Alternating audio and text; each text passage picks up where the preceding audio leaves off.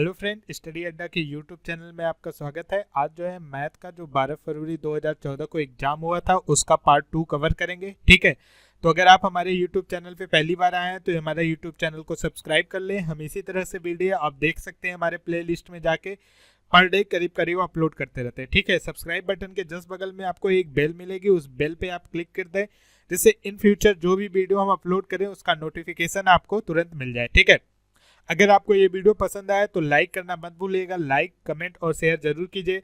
आपको कोई डाउट हो या कोई सजेशन हो या कोई क्वेश्चन हो तो आप नीचे कमेंट बॉक्स में कमेंट कर सकते हैं, आपको रिप्लाई जरूर मिलेगा। ठीक है, तो चलते हैं क्वेश्चन पे। देखिए, पहला क्वेश्चन था 5 क्रमिक विषम संख्याएं, विषम धनात्मक पूर्णांक संख्याओं का औसत 9 है, उनमें से सबसे छोटा क्या है। ठीक है, तो इसको आप ऐसे मान के लगा सकते हैं जैसे पहला x है, मतलब पहला 1 है, दूसरा 3 होगा, थर्ड 5 होगा, तो क्या x, पहला x है, दूसरा x + 2। ठीक है, ऐसे भी लगा सकते हैं। नहीं तो एक चीज होता है जो ये वैल्यू दी रहती है, ठीक है, जैसे क्रमिक विषम धनात्मक पूर्णांक संख्याओं की बात कर रहा है तो जो ये वैल्यू दी रहती है वो मिडिल संख्या की वैल्यू दी रहती है, मतलब बीच की। 5 है तो मतलब ये तीसरे की वैल्यू दी है 9। ठीक है, तो दूसरा क्या होगा, 2 कम कर लीजिए 7, पहला क्या होगा 5, चौथा क्या होगा 11 और पांचवा क्या होगा 13।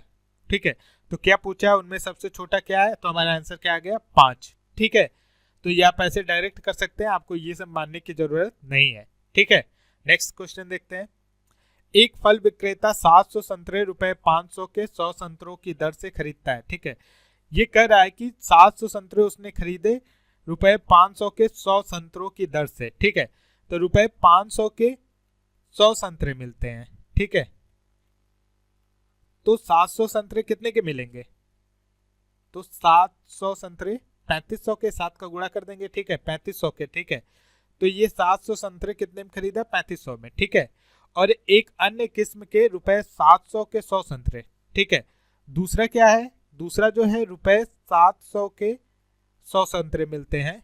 ठीक है, और संतरे की दर से कितने से 500 संतरे खरीदता है, इसमें भी 500 खरीदता है, तो यहाँ पे गुणे क्या करेंगे 500 और यहाँ पे गुणे 5, मतलब 5 से करेंगे ना, गुणे 5 500, तो गुणे 5 3500। ठीक है, तो देखिए यहाँ पे 700 संतरे खरीदता है 3500 में और यहाँ पे 500 संतरे खरीदता है कितना 3500 में।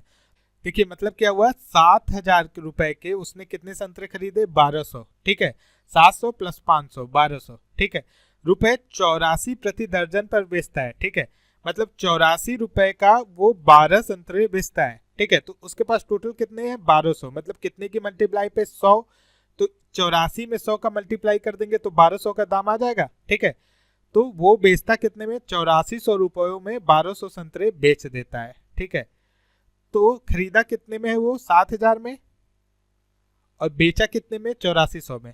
फायदा कितना हुआ, निगेटिव कर देंगे, 8400 - 7000 कितनी वैल्यू आ गई 1400। 1400 का प्रॉफिट हुआ कितने पे, 1400 का प्रॉफिट हुआ 7000 पे, तो परसेंटेज निकाल लीजिए गुणे 100। ठीक है, 7 दूना 14, हमारा आंसर कितना आ जाएगा 20%। तो आप 20% पे क्लिक कर दीजिए। ठीक है, नेक्स्ट क्वेश्चन देखते हैं। एक व्यक्ति ने अपनी घड़ी रुपए 75 में बेची और उसे लागत मूल्य के बराबर लाभ प्रतिशत मिली, घड़ी का लागत मूल्य कितना होगा। ठीक है, तो अब इस क्वेश्चन को आप या तो ऐसे मान ले सकते हैं कि बेसिक कैसे लगाएंगे, लागत मूल्य मान लिया कितना है x रुपए, ये बेसिक बता रहा हूं, इसके बाद आपको ट्रिक बता दूंगा। तो लाभ परसेंट कितना होगा उसका, x% ही होगा, लाभ परसेंट भी सेम है। ठीक है, तो x का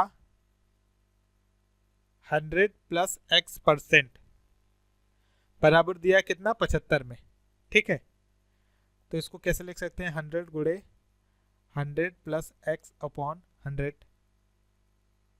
ठीक है, अब इस 100 को इधर ले जाएंगे तो 100 + x बराबर 7500, ये जो 100 है यहाँ पे गुणा हो जाएगा। ठीक है, अब देखिए इस 7500 को कैसे लिख दे कि इसी के उसमें बन जाए। ठीक है, तो ऐसे लिख सकते हैं 50 100 + 50, तो x की वैल्यू कितनी आ गई 50। ठीक है, देखिए यहाँ पे 5,000 ये 2,500 मिलकर 7,500 आपका हो जाएगा। ठीक है, तो ये तो बेसिक मेथड था कि आप इसको मान के इसको सॉल्व कर देंगे, यही बनेगा। थोड़ा मैंने इसमें भी सॉर्ट कर दिया है। अब ट्रिक देखते हैं, ट्रिक कैसे लगाना है। देखिए क्या बोल रहा है, घड़ी का लागत मूल्य कितना है, उसे लागत मूल्य के बराबर लाभ प्रतिशत मिला। तो पहले मान लीजिए लागत मूल्य 40 है। ठीक है, तो जब आप लागत मूल्य 40 मान लेते हैं तो आपका कितने का फायदा हुआ, 75 में बेची 35 रुपए का फायदा हुआ। ठीक है, तो 40 का 40% कभी 35 होगा, एकदम नॉर्मल है, नहीं होगा, क्योंकि ये 90 के आसपास परसेंट होगा। ठीक है, 80 और 90 के ऊपर, तो ये गलत हो गया। ठीक है, 45 में बेची। ठीक है, तो 45, 55, 65, 75, 30 रुपए का फायदा हुआ। ठीक है, उसको तो 45 का 45%, देखिए 45 का 50% तो आपका हो जाएगा 22.5, उससे भी कम तो 30 तो नहीं होगा। ठीक है, अब 55 ले लेते हैं, क्योंकि 50 हमारा आंसर इसलिए नहीं ले रहा हूँ। 55, 75, ठीक है, तो 55, 65 और 75, 20 रुपए। ठीक है, तो 55 का 55% मतलब 50 से ऊपर, तो 55 का 85% आपका 22.5 से आ जा रहा है। ठीक है, सॉरी 26 दूना 52, 27 दूना 54, 27 तो ये भी नहीं होगा। अब देखिए 50 पे कितने का फायदा हुआ उसको, 25 का। ठीक है, तो 50 का 50% कितना होगा, 25, मतलब यही आंसर सही है। ठीक है, आपको कुछ मानने की जरूरत नहीं, आप 50 पे सीधे टिक मार दीजिए। ठीक है, नेक्स्ट क्वेश्चन देखते हैं। यदि 16 पेन का लागत मूल्य 12 पेन के विक्रय मूल्य के बराबर है। देखिए ऐसा क्वेश्चन मैंने प्रॉफिट लॉस में कवर किया है, यहाँ आई बटन के पास या आपको डिस्क्रिप्शन बॉक्स में लिंक मिल जाएगा, आप वहां से जाके प्रॉफिट लॉस का पूरा वीडियो देख सकते हैं। ठीक है, देखिए 16 पेन का लागत मूल्य मतलब 16 पेन ऑफ सीपी बराबर है 12 पेन के विक्रय मूल्य पर। ठीक है, 12 पेन ऑफ एसपी। ठीक है, तो जितने में वो 16 पेन खरीदता है उतने में 12 पेन बेच देता है, तो उसको क्या होगा, प्रॉफिट होगा। आपको ये चीज तो यहीं से पता चल गई कि क्या होगा, प्रॉफिट। ठीक है, अब इसको दो तरह से लगा सकते हैं, या तो इनकी वैल्यू यहां से चेंज कर दीजिए। ठीक है, 12/16 मतलब 12 पेन आप, ठीक है, इसको 12 सीपी कर दीजिए। किसी चीज का प्राइस 12 रुपए है तो उसको बेचता कितने में, 16 रुपए में। आप यहीं से चेंज कर दीजिए, रेशियो बना लीजिए 12/16, 3/4। ठीक है, ये आ गया। अगर आपको ऐसे दिक्कत हो रही है तो आप एलसीएम ले लीजिए। ठीक है, एलसीएम इनका कितना आएगा, 48। ठीक है, 32, 16 या 48, मतलब किसी का कॉस्ट प्राइस 3 रुपए है तो 12 चौक 48, तो उसको बेचता है कितने में, 4 रुपए में। प्रॉफिट कितने का होता है, 1 रुपए का, किस पे, 3 रुपए पे, परसेंटेज गुणे 100, क्या आ जाएगा, 33 सही 1/3%। ये हमारा प्रॉफिट निकल आएगा। ठीक है, और यहाँ पे देखिए ये 12 आप जो यहाँ पे चेंज किए हैं, ये आपका सीपी हो गया और ये आपका एसपी हो गया। ठीक है, तो 3 रुपए किसी का कॉस्ट प्राइस है, 4 में बेचा, 1/3 गुणे 100 यहाँ पे भी हो जाएगा। ठीक है, तो अगर ये चीज, ये मेथड आप नहीं ग्रैब कर पा रहे तो इसको कर लीजिए, ये सिंपल है, एलसीएम निकालना है। ठीक है, एक संख्या में 10% वृद्धि की जाती है और उस बढ़ी हुई संख्या को 10% कम किया जाता है, निर्मल वृद्धि अथवा कमी। तो इसके लिए आप सिंपल फॉर्मूला यूज कर सकते हैं, x + y + xy अपॉन 100। चूंकि यहाँ पे y की वैल्यू हरदम कम हो रही है, ये प्लस माइनस। ठीक है, y की वैल्यू कम हो रही है तो यहाँ पे माइनस। ठीक है, ये प्लस x है, माइनस प्लस माइनस को गुणा माइनस 10 गुणे 10, 100/100। x की वैल्यू कितनी है, 10 - 10 - 100/100, ये कट गया और ये कितना गया, -1%। तो -1% मतलब 1% का डिक्रीज हो रहा है, कमी हो रही है, तो आंसर क्या हो जाएगा, ये। ठीक है, क्या करा, एक संख्या में 10% की वृद्धि होती है, तो जब वृद्धि होती है तो ये +10 हो जाएगा, फिर उस बढ़ी हुई संख्या को 10% कम किया जाता है तो ये क्या हो जाएगा, -10। ठीक है, और फिर plus minus xy upon 100, +10 into -10 value क्या आ जाएगी, माइनस। ठीक है, देखते हैं, सेम उसी तरह क्वेश्चन है, आप उस फॉर्मूले से भी लगा सकते हैं, x + -y + -xy अपॉन 100, इससे भी लगा सकते हैं, लेकिन हम इससे नहीं लगाएंगे क्योंकि थोड़ा सा अच्छा क्वेश्चन है। ठीक है, पहले वर्ष के दौरान एक गांव की जनसंख्या में 5% वृद्धि हुई। ठीक है, तो 5% बराबर क्या, 5/100 या 1/20। ठीक है, दोनों जगह 5% हो रहा है। पहले साल क्या हुआ, 5% की वृद्धि, मतलब कोई जनसंख्या 20 थी तो वो कितनी हो गई, 21। ठीक है, दूसरे वर्ष क्या हुआ, 5% का लॉस, मतलब 20 थी तो कितनी हो गई, 19। ठीक है, अब इनका आपस में गुणा कर दीजिए, ये 400 हो जाएगा। ठीक है, और 21 गुणे 19 कितना आ जाएगा आपका, 399। ठीक, गुणा कर दिया, ये वैल्यू आ गई। अब क्या करा, दूसरे वर्ष के अंत में उसकी जनसंख्या 47,880 थी। ठीक है, तो मतलब ये जो है 47,880 है, ये 399 नहीं है, ये क्या है 47,880। तो इसके कितने की मल्टीप्लाई पे है, तो आप गुणा करके देखेंगे तो ये 120 के मल्टीप्लाई पे है। ठीक है, 120 से गुणा करेंगे तो ये वैल्यू आ जाएगी। तो जब यहाँ पे 120 से गुणा करेंगे तो यहाँ पे भी 120 से गुणा करेंगे, तो जब 400 में 120 से गुणा करेंगे तो हमारी वैल्यू आएगी 4 5 24 36 5 48 और 3 0। ठीक है, तो ये हमारा हो जाएगा आंसर। आंसर क्या हो जाएगा 2। ठीक है, नेक्स्ट देखते हैं। एक कार 40 किलोमीटर प्रति घंटे की गति से चलना आरंभ करती है और प्रति घंटा उसकी गति 5 किलोमीटर बढ़ती जाती है। वो 385 किलोमीटर की दूरी कितने घंटे में तय करेगी। ठीक है, ऐसे क्वेश्चन के लिए आपको कोई फार्मूला यूज करने की जरूरत नहीं है, बस आप लिखते जाए। जैसे पहले घंटे 40 किलोमीटर चली, दूसरे घंटे 45, तीसरे घंटे 50, चौथे घंटे 55, पांचवें घंटे 60, छठे घंटे 65। अब नियर अराउंड आप 385 के पास चले जाएं। ठीक है, तो अगर 40-40 भी चलती है तो 40 दाम में 400। ठीक है, लेकिन वो बढ़ता जा रहा है तो हम 8 या 7 बार जोड़ लेते हैं। ठीक है, तो 3 3 6 7 और 8। ठीक है, तो अब हम ऐसे जोड़ते चलते हैं। ठीक है, देखिए 50 जोड़ लीजिए, 60, 6 5 10, 110 और 55 165। ठीक है, 165 5 70 40 210 और 40 250। ठीक है, 250 में 65 जोड़ेंगे कितना आ जाएगा आपका 50 50 100 300 315 और में 70 जोड़ देंगे तो 385। मतलब आगे जोड़ने की जरूरत नहीं है। तो 3 3 6 1 7 घंटे, हमारा आंसर कितना आ गया 7 आवर्स। ठीक है, देखिए पहले घंटे इतने चली, ये दूसरे घंटे चली, ये तीसरे घंटे चली, ये चौथे घंटे चली, ये पांचवें घंटे चली, ये छठे घंटे चली और ये सत्ते घंटे, और यहाँ तक चलते ही हमारा ये 385 आ जा रहा है। तो इसके आगे जाने की जरूरत नहीं है। ठीक है, अगर यहाँ पे ज्यादा हो जाता तो इसके बीच में कहीं होता तो बीच की वैल्यू हम फाइंड कर लेते हैं। ठीक है, नेक्स्ट देखते हैं। दो रेलगाड़ी ए और बी हावड़ा और पटना से क्रमशः पटना और हावड़ा के लिए एक ही समय में चलती हैं। ठीक है, दो स्टेशन है पटना और हावड़ा। दो रेलगाड़ी, एक इधर से चलती है दूसरी इधर से। ठीक है, एक ही समय में चलती है, एक दूसरे के सामने से गुजरने के बाद। ठीक है, मान लीजिए एक दूसरे के सामने से गुजरने के बाद, ठीक है, वे इतने मिनट और इतने मिनट क्रमशः पटना और हावड़ा पहुंचने के लिए लेती हैं। कितना है 4 घंटा 48 मिनट और 3 घंटा 20 मिनट। यदि हावड़ा से चलने वाली गाड़ी 45 किलोमीटर प्रति घंटे गति से चल रही है तो दूसरी गाड़ी की गति, देखिए ये इसका फॉर्मूला है S1, मतलब पहली ट्रेन का स्पीड अपॉन दूसरी ट्रेन का स्पीड इक्वल टू है रूट में दूसरी ट्रेन का टाइम अपॉन पहली ट्रेन का टाइम। ठीक है, तो ये फॉर्मूला है, इसी पे वैल्यू पुट कर देंगे, वैल्यू आ जाएगी। ठीक है, पुट करके देखते हैं।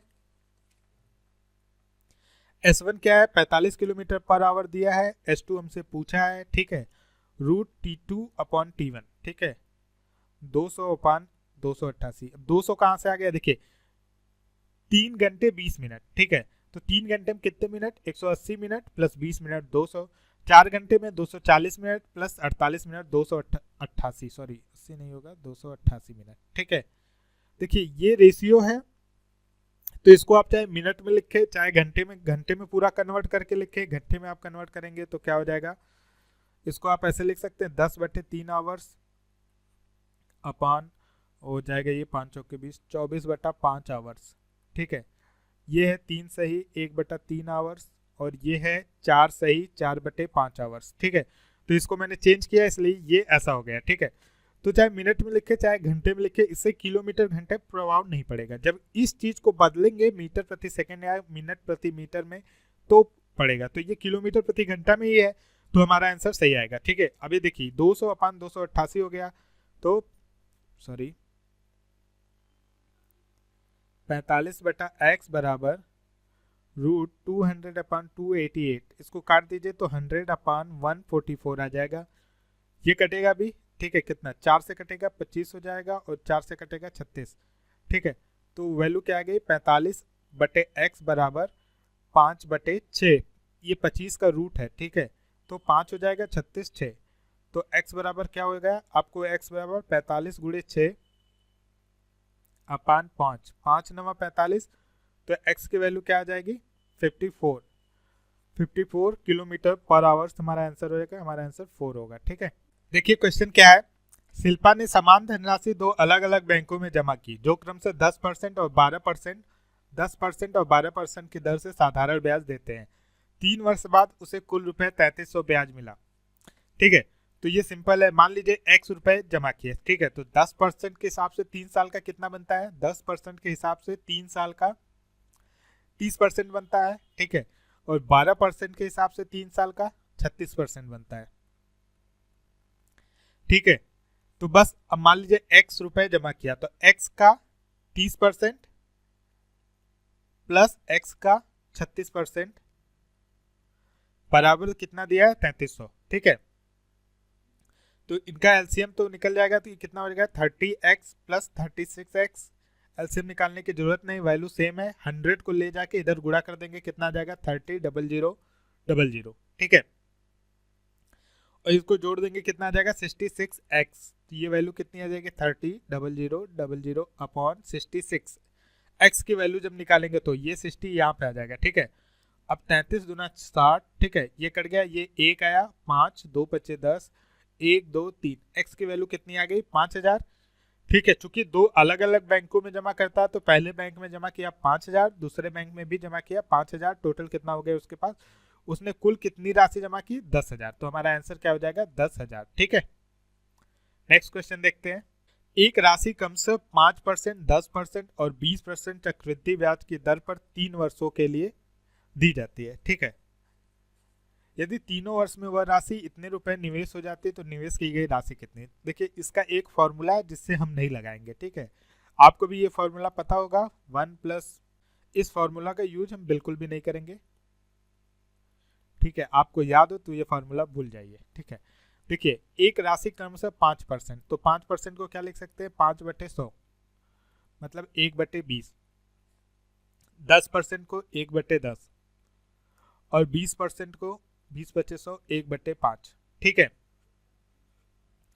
अब 5% उसको पहले साल मिलता है, 10% उसको दूसरे साल मिलता है और 20% उसको तीसरे साल मिलता है। तो पहले साल अगर उसके पास फर्स्ट ईयर अगर उसके पास 20 रुपए रहता तो कितना हो जाता है 21। ठीक है, सेकेंड ईयर अगर उसके पास 10 रुपए रहता तो कितना हो जाता है 11। ठीक है, थर्ड ईयर अगर उसके पास 5 रुपीज रहता तो कितना हो जाता है 6। ठीक है, अब इनका आपस में मल्टीप्लाई करते हैं। ठीक है, अगर कहीं कटे तो काट दीजिए, जैसे ये 2 दाम 20, 2 3 6, ये कट गया। ठीक है, तो अब गुणा करते हैं, 10 दाम में 100 पचे 500। ठीक है, ये कितना हो गया 11 3 33। ठीक है, 33 हो गया और 21 गुणे 3, 11 3 33 और 21 गुणे 3, सॉरी 11 3 33 और 21 गुणे 33 कितना आ गया 693। ठीक है, अब क्या बोल रहा है, यदि 3 वर्षों में वह राशि 16,632 हो जाती, 16,632, हमारा वैल्यू कितना आया 693। ठीक है, तो ये किसके कितने मल्टीप्लाई पे है, तो 16,632 में 693 से जब आप भाग देंगे तो 24 आ जाएगा। ठीक है, ये इसके 24 के मल्टीप्लाई पे बैठा है। ठीक है, तो इधर से भी 24 मल्टीप्लाई करेंगे। ठीक है, कितना आ जाएगा, तो हमारा आंसर कितना आ जाएगा 12,000। बस हमारा आंसर आ गया, कितना हो गया 12,000। ठीक है, तो दोस्तों अगर आपको ये वीडियो पसंद आया हो तो लाइक कमेंट और शेयर जरूर कीजिए। और कुछ लोग कह रहे हैं उनको साउंड में प्रॉब्लम आ रही है, तो थोड़ा सा मेरे गले में प्रॉब्लम इसलिए धीरे बोलना पड़ रहा है। इस साउंड को जल्दी ही हम लोग ठीक कर लेंगे। ठीक है, तो थैंक यू दोस्तों।